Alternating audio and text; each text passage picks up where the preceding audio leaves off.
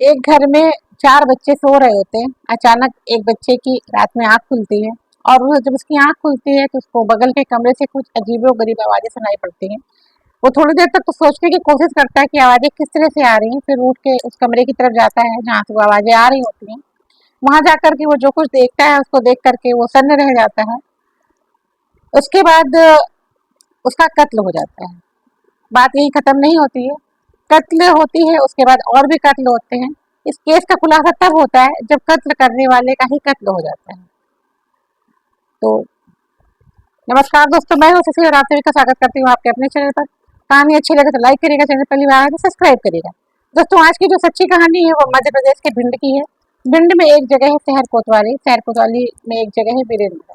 ये कहानी उसी वीरेंद्र नगर की है। एक 12-13 साल का बच्चा होता है। वो सुबह 9 बजे 10 बजे करीब उठता है और अपनी मौसी के घर की तरफ चलता है। उसकी मौसी का घर उसके घर से करीब 10-12 मकान छोड़ करके उसकी मौसी का घर होता है।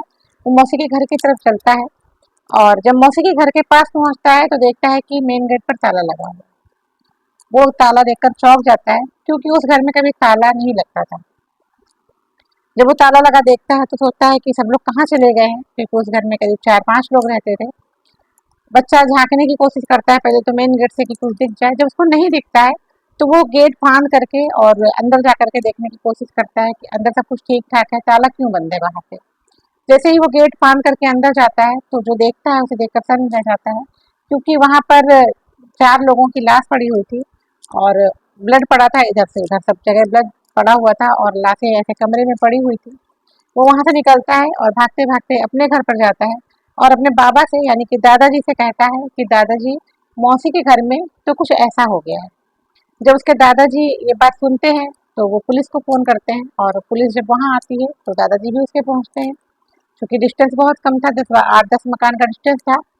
तो जब पुलिस आती है तो दादाजी भी वहाँ पहुँचते हैं। जब ताला तोड़ा जाता है, ताला तोड़ के जब अंदर जाते हैं तो वहाँ देखते हैं 3 बच्चे और 1 औरत की लाश पड़ी हुई है।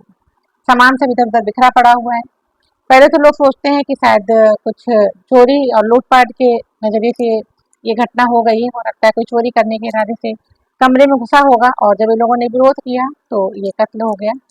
पुलिस बहुत छानबीन करती है और वहाँ पर सारे सबूत उठाती है, सबूत जुटाती है।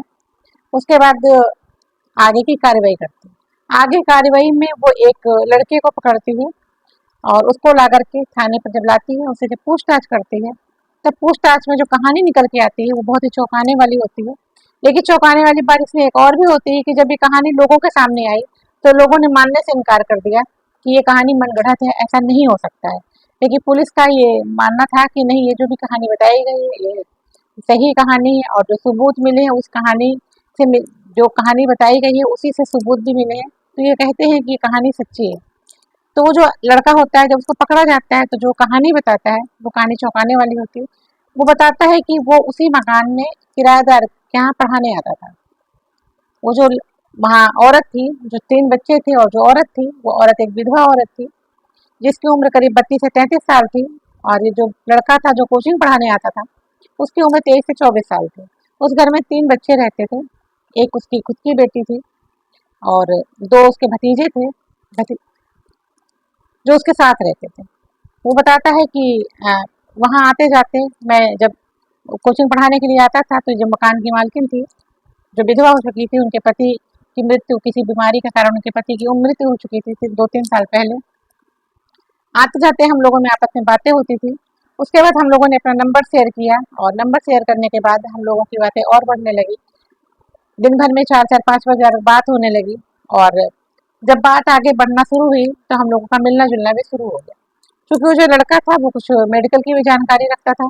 तो वो बताया उसने कि मैं जब जब मुझे उसके घर पे आना होता था रात में, तो मैं उनको कुछ दवा दे देता था, जिसको कि वो अपने बच्चों के खाने में या दूध में मिला कर के बच्चों को दे देती थी, जिससे कि सारे बच्चे आराम से सोते रहते थे और हम लोगों का जो संबंध होता था, जो शारीरिक संबंध होता था, हम लोग अपना बनाते थे और मैं सुबह चला आता था।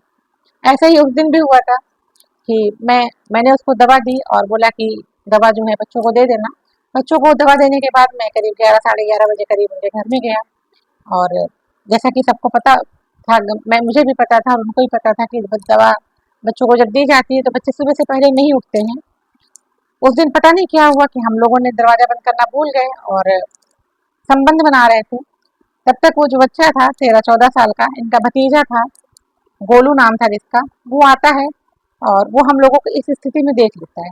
देखता है और बिल्कुल दरवाजे पे खड़ा होकर हम लोगों को आपत्तिजनक स्थिति में देख लेता है। जब वो देख लेता है तो हम लोगों ने ये सोचा कि ये हम लोगों को किस हालत में देख लिया, ये बात बाहर पहुंच जाएगी, क्योंकि एक विधवा औरत का एक 24 साल के लड़के से संबंध बनाना, ये बात जब सबको पता चल जाएगी तो ये सोचा गया कि इस बच्चे को मारना ही ठीक होगा। हम दोनों ने मिलकर के उस बच्चे का गला दबाया और उसका कत्ल कर दिया। जिस समय हम लोग उसको मार रहे थे उस समय वो इतना ज़्यादा चिल्ला रहा था कि बाकी के जो 3 बच्चे थे जो कमरे में सोए हुए थे, 3 लड़कियां थी जिसमें कि एक उस औरत की लड़की थी और 2 उसके जेठ की बेटियां थी। उन बच्चों ने जब आवाज़ सुनी तो बच्चे भी उठ के आ गए और जो उनके जेठ की लड़कियां थी, पहले हमने उनको मारा, फिर अंत में उसकी बेटी भी आ गई। जब उसके बेटी को मारने की बात आई तो उसकी माँ ने कहा कि इसको मत मारो। उसको थोड़ा सा तकलीफ हुई जब उसकी बेटी की मारने की बात हुई, लेकिन उसने कहा कि अगर इसको नहीं मारेंगे तो ये बाहर जा करके हम लोगों के संबंध के बारे में जब बता देगी तो हम लोगों की बहुत बेइज्जती होगी, इसलिए इसको मारना जरूरी है। जब उसने उसकी बेटी का कत्ल किया, उसने बताया उसका नाम था अंकुर, उसने बताया कि जब मैंने उसकी बेटी का कत्ल किया तो उसको बहुत कष्ट हुआ और फिर मुझे ये लगा कि ऐसा ना हो कि अपनी बेटी के कत्ल करने के बाद इतना ज़्यादा परेशान हो जाए कि ये बाहर जा करके मेरा नाम ही बता दे, इसलिए मैंने उसको भी मार दिया। यानी कि एक घर में 4 बच्चे और एक वो विधवा औरत, 5 कत्ल होते हैं। 4 कत्ल करते हुए जब वो देखती है, स्वयं देखती है 3 कत्ल करते हुए तो उसको कुछ नहीं होता है। जब वो अपनी बेटी का कत्ल होते हुए देखती है तो वो हैरान हो जाती है, परेशान हो जाती है। इसी वजह से उसका भी कत्ल होता है। जब उस अंकुर को पकड़ा जाता है तो सब लोग ये कहते हैं, जब पुलिस कहानी बताती है तो सब लोग ये कहते हैं कि कहानी मनगढ़ंत है। उसके परिवार वाले भी कहते हैं कि ये ऐसा नहीं है, ये गलत है, मेरी बेटी के साथ कुछ गलत हुआ है, ये जो कहानी बताई जा रही है सब गलत है। पुलिस फिर से डीएनए कराती है, जो वहाँ पे टेस्ट होते हैं वो सारे टेस्ट कराते हैं। उस कमरे में एक ग्लास मिलता है जिसपे उसके लड़के का फिंगरप्रिंट्स होता है, जिससे वो मैच करती है, पुलिस मैच करती है। और भी बहुत सारे सबूत जुटाती है, सीसीटीवी कैमरा देखती है जिसमें उसको आते जाते देखा गया था। इन सारे सबूतों के आधार पे पुलिस ये इस कहानी को सच मानती है और सबके सामने बयान करती है। फिर भी लोग हंगामा करते हैं कि ऐसा कुछ नहीं हो सकता है। जो उसके परिवार वाले होते हैं वो केस को आगे बढ़ाते हैं और केस को आगे बढ़ाते हुए 3 साल तक करीब ये केस चल रहा होता है, कोर्ट में चल रहा होता है। फिर एक फैसला आता है जिसमें कि जज साहब का ये कहना होता है कि जो व्यक्ति अपनी शारीरिक भूख मिटाने के लिए 4-4 कत्ल कर सकता है, नाजायज संबंध बनाने के लिए 4-4 कत्ल कर सकता है, उसको इस धरती पर रहने का कोई भी अधिकार नहीं है। इसको तो मृत्यु की सजा दी जाए और फांसी पर तब तक लटकाया जाए तब तक कि इसके प्राण न निकल जाए। लेकिन अभी उसको फांसी की सजा नहीं मिली है। अभी जो उसके परिवार वाले हैं वो आगे कार्रवाई कर रहे हैं ताकि इसकी सजा माफ हो सके। अभी निर्णय क्या आता है ये नहीं पता, लेकिन जो भी हुआ वो बहुत हुआ। कभी कभी नाजायज संबंध इतने घातक हो जाते हैं हमारे लिए कि अपना सब कुछ गंवा देते हैं थोड़ी सी पल की खुशी के लिए। तो इस कहानी को सुनाने का सिर्फ मेन मकसद मेरा ये था कि जागरूक रहें, सतर्क रहें, आगे आने वाली इस तरह की अगर सामने परिस्थितियां आती हैं तो उससे सतर्क हो जाएं और जागरूकता से बड़े हादसे से बचा जा सकता है। तो कहानी कैसी लगी कमेंट करके बताइएगा और मिलते हैं किसी नई कहानी के साथ। तब तक के लिए नमस्कार।